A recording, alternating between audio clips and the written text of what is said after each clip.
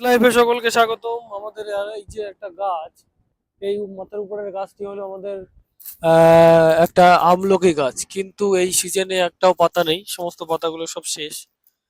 এই সিজনটা এরকমই হয়, পাতাগুলো একদমই থাকে না, কিন্তু আবার ধীরে ধীরে কিছুদিন পরে পাতাগুলো দেখা দেবে। তো তোমাদের সেটা দেখানোর জন্য এই ভিডিও।